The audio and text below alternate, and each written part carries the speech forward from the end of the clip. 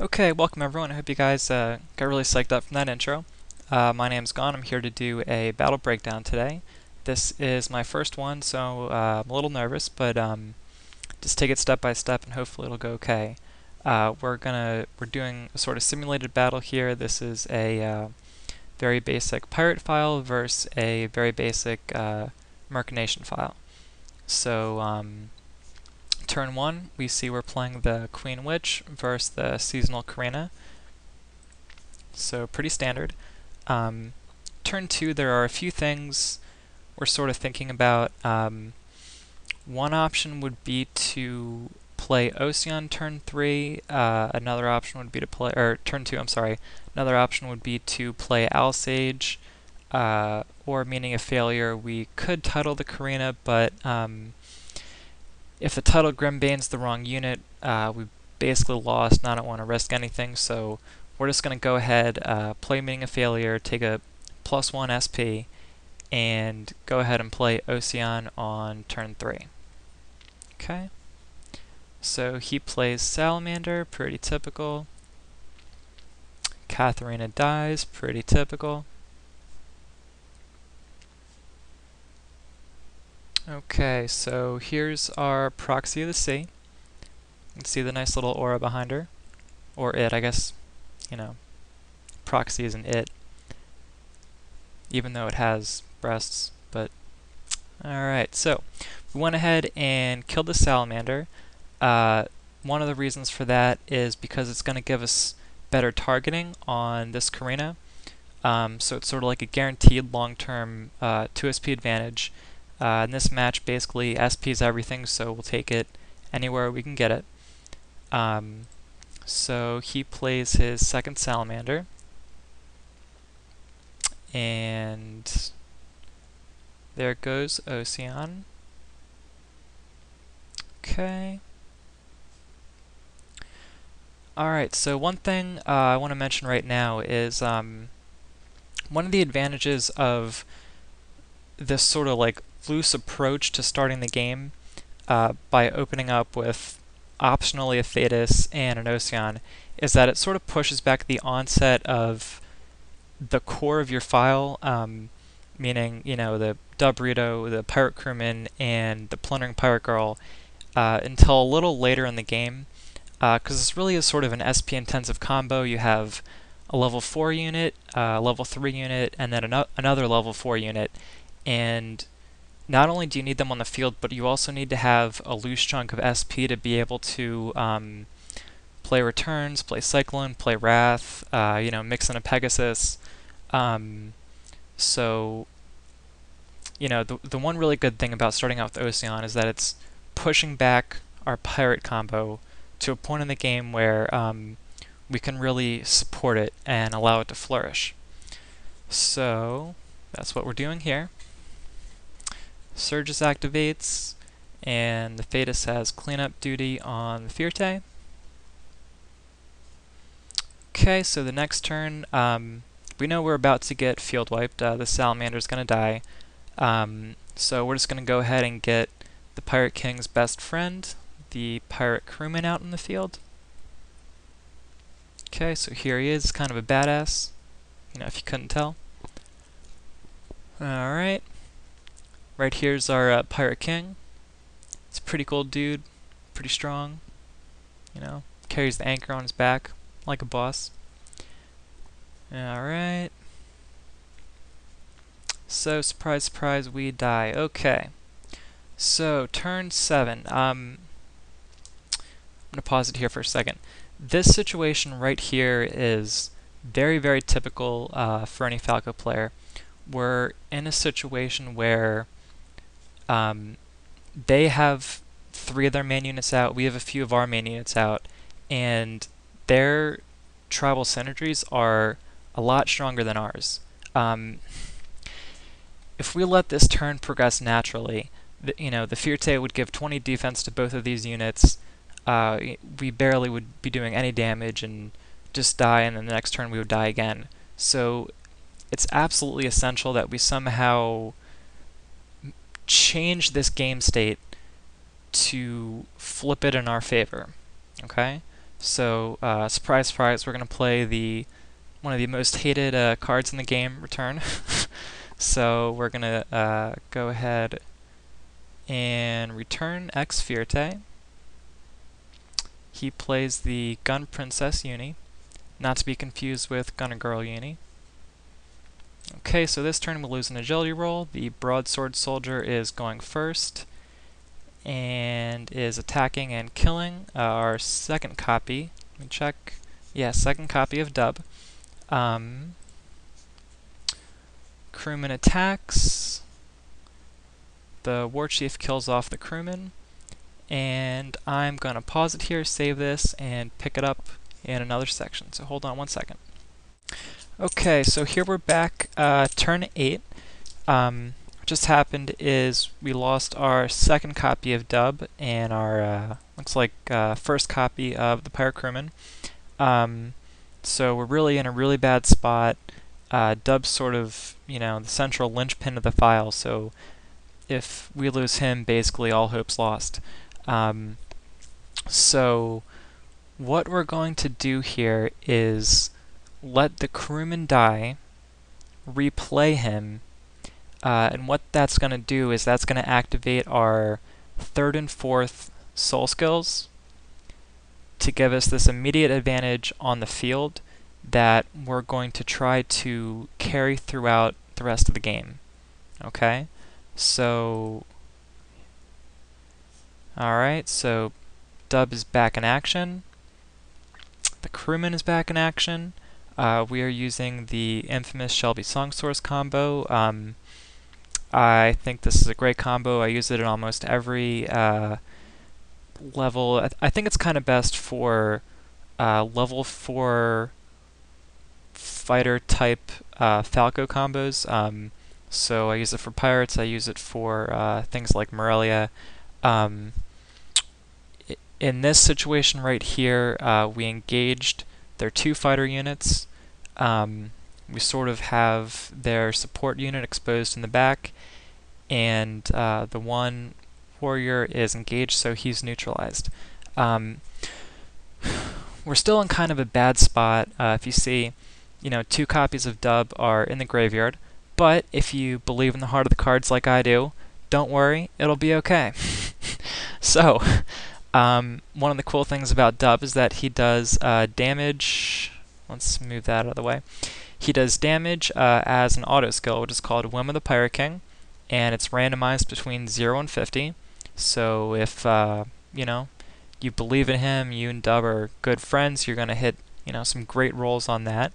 The Call of the Pirate King returns a card from the file for each user. So here, we're just gonna hope for the best and see what happens. Okay. So Dub's going first, and wham! Oh man, hits Uni for 42 damage. So that's a one-hit KO as an auto skill. Also, if you notice, we now only have 1 copy of Dub in the cemetery, meaning he hit the 40% chance to bring back himself. And if you believe in him, this will happen quite frequently. Okay, so right now we're sort of starting to take over control of the field. You'll notice the other person only has 1 card in their cemetery. That's basically completely irrelevant. We're not worried about how many cards they have. We're just trying to take over the field and hold it. Okay? Alright, so Dub attacks, turn 9. Here we have 8 SP, so we're going to bring out the Plundering Pirate Girl. So this is the 3rd one in the combo. Just kind of cute. This is the winter seasonal version of her. And to be honest, I don't actually use her in my Real Pirates file, but I don't think she's that bad. She's sort of okay, but she's almost like a win more card, where she's not really going to help you if you're losing, but if you're winning, she's kind of going to help you win, I don't know, a little easier. I don't know, but I just put her in because this is sort of like a sample video. Okay, so they played the Salamander, which they got back from Dub's Auto. So starting out the turn. Okay. So the Karina goes first, buffs attack. She attacks. Dub's going second.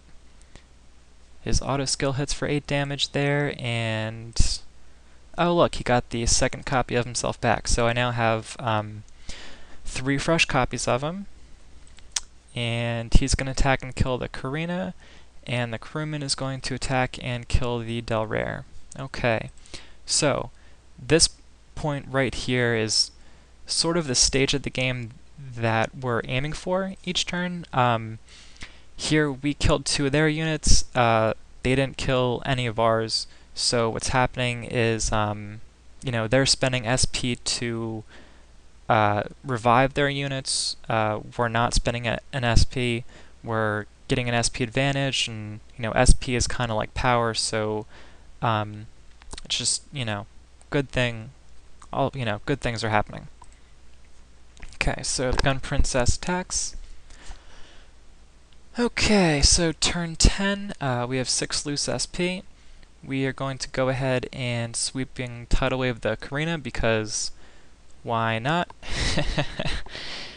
Okay, so taking away the Karina, that's sort of a form of SP prevention. We're also making it harder for him to activate and use his souls. So Dub's Auto here kills the Salamander in the second row, and then he's going to attack and do some serious damage to Del Rare. The crewman is going to finish off the War Chief, and the Plundering Girl is going to attack and wound the Gun Princess. Okay, so this next turn we have 7 loose SP. If we had a second return, this would actually be a pretty good time to use it. I only actually use 1 in this build. I think 2 is a little bit unnecessary, although it would help sometimes, but I only use 1, so we don't have 1. So we're going to go ahead and play Pegasus, I believe. Let's see. Okay, yes, we're going ahead and playing Pegasus. Pegasus gave all our units plus 20 attack as an open skill, so that's pretty good. His next soul skill activates, and surprise, surprise, it's Jerk Winston. So that's gauging one of our units, killing another. Okay. So here we're sort of taking a little field wipe. It's okay, it's not the end of the world. We're gonna move on, we're gonna survive. Alright, so we get to the next turn. So we put the Pegasus right here behind Dub. We don't have too many good options what to use. We could sort of rush the Source Monkey and go crazy with her, but instead we're going to opt to play an Undine. And that should lead to a field wipe. So we're going to make the Gun Princess go last.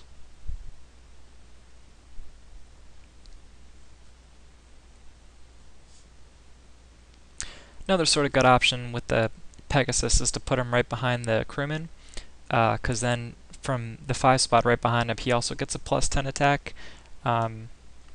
Sort of makes it look a little more symmetrical. I sort of like doing that, and then sometimes putting the Undine right behind it makes this nice T formation. But I don't know, I just didn't do it this time. Okay, so Karina attacks.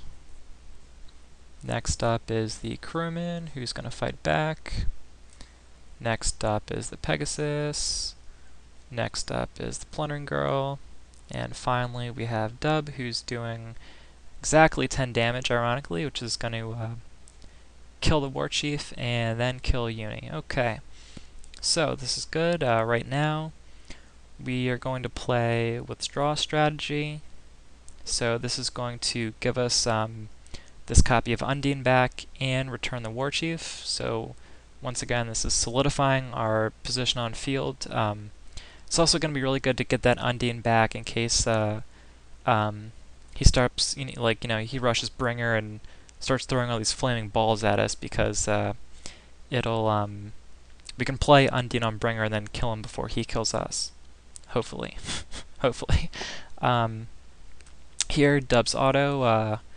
What the heck's it called? William the Pirate King. You can see he's kind of a mercurial man. His auto killed the Pegasus behind him. Guess he doesn't like a flying horse behind him. I don't know. He's a pirate. He does what he wants. So he kills his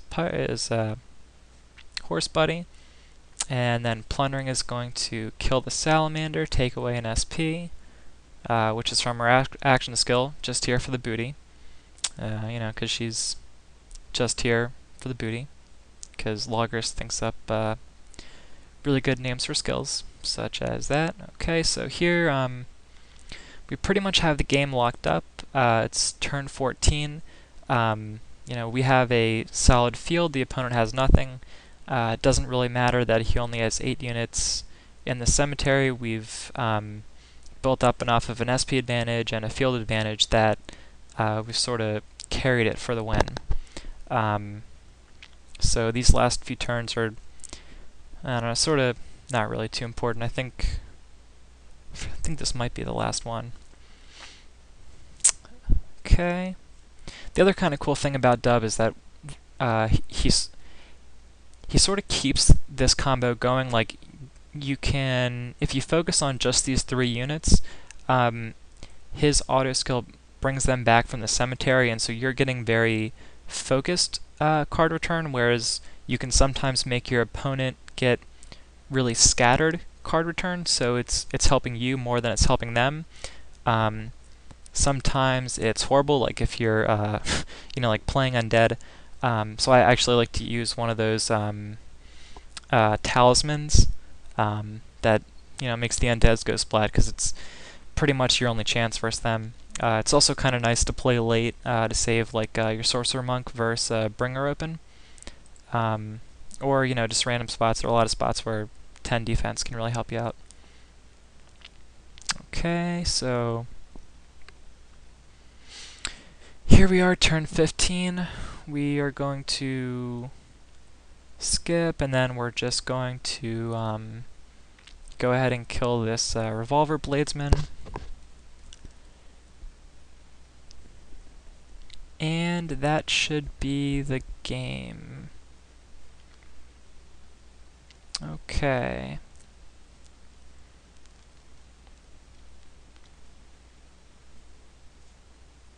Oh wow, 70 attack. That's a double buffed Plundering Girl, so you can see how she gets pretty crazy with Pegasus buffs. Okay, here's a Flaming Arrow we're gonna eat, but once again, that is okay. We're just going to kill this guy. It looks like it's gonna be the second copy.